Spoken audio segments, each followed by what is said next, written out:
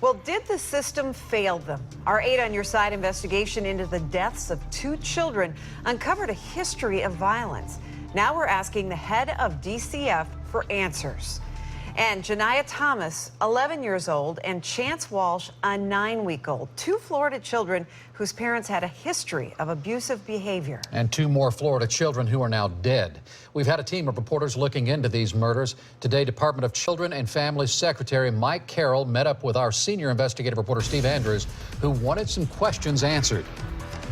Keith, about a half an hour ago, DCF dropped what I like to call the bomb on us. They dropped hundreds of documents about Janiya's case.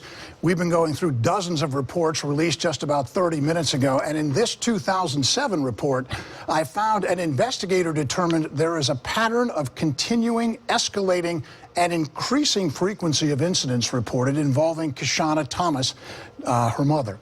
Now, the Secretary of DCF now admits there is no question in both of these cases there was a system failure. In the case of baby Chance, DCF should have done something. It didn't. Before Kristen Berry even brought little Chance Walsh home after his delivery, Florida's Child Abuse Hotline received a call that mom was a drug abuser.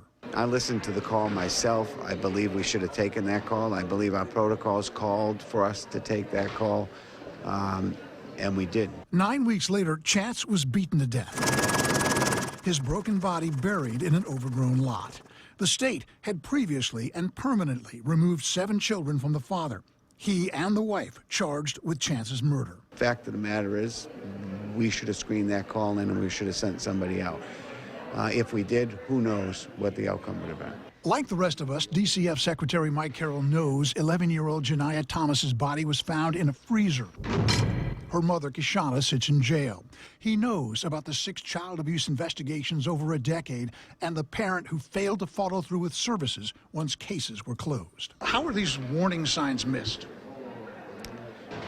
Well, the cases we deal with are pretty complex, and this case is pretty complex because it unfolded really over a decade. What does it take to have a child removed from an environment like that? It's a person just like you and I that walks into a house by themselves and has to make split-second decisions. A lot of times the decisions they make are good. Sometimes we end up second-guessing those decisions. Who dropped the ball? There's only one person who committed this murder and put this child in the freezer, and she's in jail. Mike Carroll knows what actions and decisions DCF made in Janiya's case. What he doesn't know is why people made the decisions they made, why they took the actions they took.